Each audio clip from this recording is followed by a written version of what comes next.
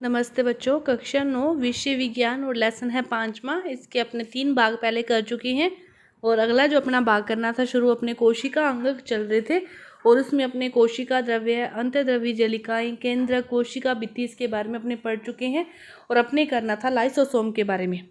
तो लाइसोसोम किसे कहते हैं कि इसे आत्मघाती थैली भी कहते हैं।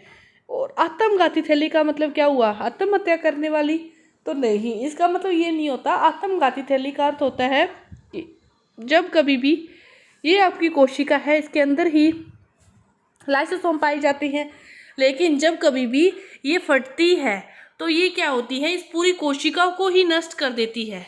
खुद तो फटती है लेकिन इस पूरी कोशिका को ही नष्ट कर देती है, इसीलिए इसे क्या कहते हैं? आत्मघाती थैली भी कहते हैं। लाइसोसोम क्या करता है? कोशिकाओं का अपशिष्ट निपटाने वाला तंत्र है। जो कोशिकाओं का अपशिष्ट है उसको निपटाने का कार्य कौन करता है? लाइसोसोम करता है। और ये बाहरी पदार्थ और कोशिका अंगकों के टूटे फूटे भागों को भी पाचित करके कोशिका को साफ करता है। कोशिका के अंदर आने वाले जो बाहरी पदार्थ हैं, बैक्टीरिया, भोजन और पुराने जो अंगक हो गए, वो लाइसोसोम में चले जाते हैं और उन्हें छोटे छोटे टुकड़ों में ये तोड़ देता है। मतलब अपशिष्ट पदार्थों को निपटान करने का कार्य कौन करता है? लाइसोसोम करता है। और लाइसोसोम क्या है? एक बहुत ही शक्तिशाली पाचनकारी एंजाइम होते हैं कि ये पूरी कोशिका को ही नष्ट कर देते हैं। इसीलिए समझ सकते हो कि ये कितने शक्तिशाली पाचक एंजाइम होते हैं और जटिल पदार्थों को ये सरल पदार्थों में तोड़ते हैं। कोशिका चयापचय में व्यवधान के कारण जब कोशिका क्षतिग्रस्त या मृत हो जाती है तो लाइसोसोम फट जाते हैं और एंजाइम अपनी ही कोशिकाओं को पाचित कर लेते हैं। इसीलिए लाइसोसोम को क्या कहते हैं? आत्मघाती थैली कहते हैं कि इसके इतने शक्तिशाली जो एंजाइम होते हैं, जब कभी भी जब कोशिका फटती है तो पूरी की पूरी कोशिका को ये क्या कर लेते हैं? पाचित कर लेते हैं। पूरी की पूरी कोशिका को ही ये नष्ट कर देते हैं। तो ये था आपका लाइसोसोम। कैमिलो गोल्जी ने गोल्जी उपकरण की खोज की थी, गोल्जी का की खोज की थी और इसका जन्म कब हुआ था? 7 जुलाई 1843 में हुआ था। 1865 में इन्होंने स्नातक के बाद इन्होंने सेंट मोटियो के अस्पताल में अध्ययन जारी किया था और सारी खोज तंत्रिका तंत्र से संबंधित इन्होंने वहीं पर की थी। और 1872 में इन्होंने एम्वियोटो ग्रेसो के एक दीर्घकालीन रोग के कारण मुख्य चिकित्सा अधिकारी का पदभार ग्रहण किया और सबसे पहले अपनी खोज इस अस्पताल के किचन में तंत्रिका तंत्र पर इन्होंने सबसे पहले खोज की थी। और 1906 में इनके साथ संयुक्त रूप से तंत्रिका तंत्र की संरचना का जो कार्य था उसके लिए इनको नोबेल पुरस्कार भी मिला था 1906 में। कैमिलो गोल्जी के बारे में था ये। इसके बाद देखो माइटोकॉन्ड्रिया। माइटोकॉन्ड्रिया को कोशिका का क्या कहते हैं? बिजली घर भी कहते हैं, ऊर्जा घर भी कहते हैं, क्योंकि यहीं से ऊर्जा मिलती है पूरी कोशिका को। माइटोकॉन्ड्रिया क्या होता है? दोहरी झिल्ली की बनी होती है। बाहरी झिल्ली तो छिद्रित होती है और भीतरी झिल्ली बहुत अधिक बलित होती है। भीतरी झिल्ली तो बहुत अधिक बलित होती है और बाहरी झिल्ली है वो छिद्रित होती है। दोहरी झिल्ली युक्त संरचना है माइटोकॉन्ड्रिया। ये जो बल्य है वो एटीपी बनाने वाली जो रासायनिक अभिक्रियाएं हैं उनके क्षेत्र को ये बड़ा बनाती है। बलित वाली है जो एटीपी बनाते हैं, जो ऊर्जा बनाते हैं, उनका क्षेत्र को बड़ा बनाने का कार्य करती है। और जीवन के लिए जो आवश्यक विभिन्न रासायनिक क्रियाएं हैं उनको करने के लिए माइटोकॉन्ड्रिया एटीपी के रूप में ही ऊर्जा प्रदान करते हैं।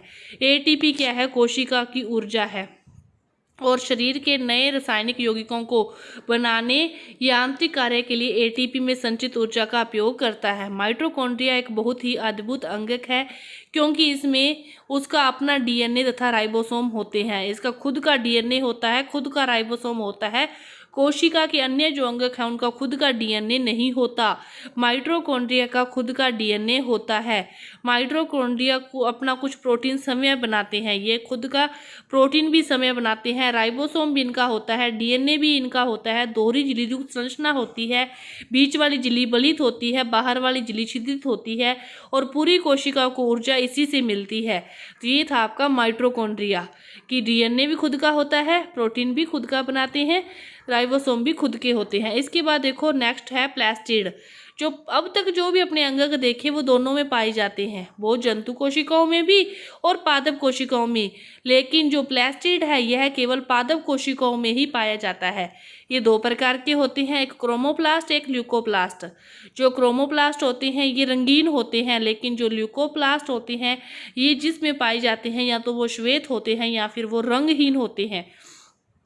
जिस क्रोमोप्लास्ट में क्लोरोफिल वर्णक होता है उसे क्लोरोप्लास्ट कहते हैं। क्रोमोप्लास्ट क्या है? रंगीन है। रंगीन है तो हरे रंग वाला जो होगा वो इसी के अंदर होगा, और क्लोरोफिल के कारण पत्तियों का रंग हरा होता है, तो इसीलिए उसे फिर क्या कह देते हैं? क्लोरोप्लास्ट कह देते हैं। और पौधों में क्लोरोप्लास्ट प्रकाश संश्लेषण के लिए बहुत ही आवश्यक है। क्लोरोप्लास्ट में क्लोरोफिल के अतिरिक्त विभिन्न पीले, नारंगी रंग के वर्णक भी होते हैं। ल्यूकोप्लास्ट प्राथमिक रूप में अंगक है। स्टार्च, तेल, प्रोटीन जैसे जो पदार्थ संचित होते हैं। क्लोरोप्लास्ट की जो भीतरी संरचना है इसमें बहुत सी झिल्ली वाली परतें होती है जो स्ट्रोमा में स्थित होती है। और माइटोकॉन्ड्रिया की तरह प्लास्टिड में भी अपना डीएनए और राइबोसोम होते हैं। बस 2 ही अंगक हैं, लेकिन प्लास्टिड ये केवल पादप कोशिकाओं में पाया जाता है। बाकी सारे अंग जंतु कोशिका, पादप कोशिका दोनों में पाए जाते हैं, लेकिन प्लास्टिड केवल पादप कोशिकाओं में पाया जाता है। इसका भी खुद का डीएनए, खुद का राइबोसोम होता है। और ये 2 प्रकार के होते हैं, क्रोमोप्लास्ट और ल्यूकोप्लास्ट। क्रोमोप्लास्ट रंगीन होते हैं और जिसमें हरे रंग का वर्णक पाया जाता है उस क्रोमोप्लास्ट को क्लोरोप्लास्ट कह देते हैं। और ल्यूकोप्लास्ट क्या होते हैं? श्वेत होते हैं और रंगहीन होते हैं। इसके अलावा नेक्स्ट टॉपिक है रसदानियाँ।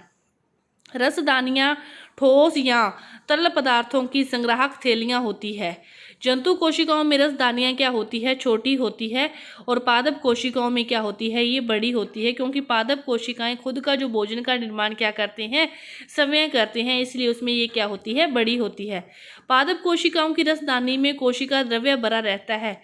ये कोशिकाओं को सफेदी व कठोरता प्रदान करता है। पौधों के आवश्यक बहुत से पदार्थ रसदानी में स्थित होते हैं। अमीनो अम्ल, शर्करा हुए, विभिन्न कार्बनिक अम्ल हुए, कुछ प्रोटीन हुए, जो कि पौधों को जिसकी जरूरत पड़ती है वो इसी के अंदर ही संचित रहते हैं। तो ये थी आपकी रसदानियाँ। इसके बाद देखो कोशिका विभाजन। जीवधारी वृद्धि करने के लिए क्या करते हैं? नई कोशिकाओं का निर्माण करते हैं। अपनी पीढ़ी को बनाए रखने के लिए जिस प्रकार संतति जनन करती है उसी प्रकार कोशिकाओं भी, प्राणी कोशिकाओं से नई कोशिकाएं बनती है, तो उसे ही क्या कहते हैं? कोशिका विभाजन कहते हैं। जब वो प्राणी कोशिकाओं से नई कोशिकाएं बनती है तो इसे ही क्या कहते हैं? कोशिका विभाजन कहते हैं। कोशिकाओं के बनने की प्रक्रिया को ही कोशिका विभाजन कहते हैं। ये 2 प्रकार का होता है, एक होता है समसूत्री विभाजन और एक होता है अर्धसूत्री विभाजन। जैसे कि नाम से ही स्पष्ट है, समसूत्री मतलब जितने गुणसूत्र उसकी जिस कोशिका से आगे की कोशिकाओं का निर्माण हुआ है, जितने गुणसूत्र उस कोशिका में थे उतने ही आगे होंगे, तो वो तो क्या कहलाता है? समसूत्री विभाजन कहलाता है। वो क्या कहलाता है? समसूत्री विभाजन में जितने पुत्री कोशिकाओं में जो गुणसूत्र हैं उतने ही यदि मात्र कोशिकाओं में थे तो वो तो है समसूत्री। लेकिन जब गुणसूत्रों की संख्या आधी रह जाती है उनसे, कि जितने पुत्री कोशिकाओं में मात्र कोशिकाओं में थे उनसे वो क्या रह गए? आगे आधे रह गए, तो वो क्या कहलाता है? अर्धसूत्री विभाजन कहलाता है। अब देखो इसमें 8 थे तो अर्धसूत्री विभाजन एक बार हुआ तो 4 आधे आधे रह गए, फिर हुआ तो क्या हो गए? 2 तो उससे भी आधे रह गए। तो ये क्या है? अर्धसूत्री विभाजन की जब गुणसूत्रों की संख्या भाग लेने वाली कोशिकाओं में गुणसूत्रों की संख्या से आधी रह जाती है तो वो क्या होता है? अर्धसूत्री विभाजन होता है। जब सेम रहती है तो वो क्या होता है?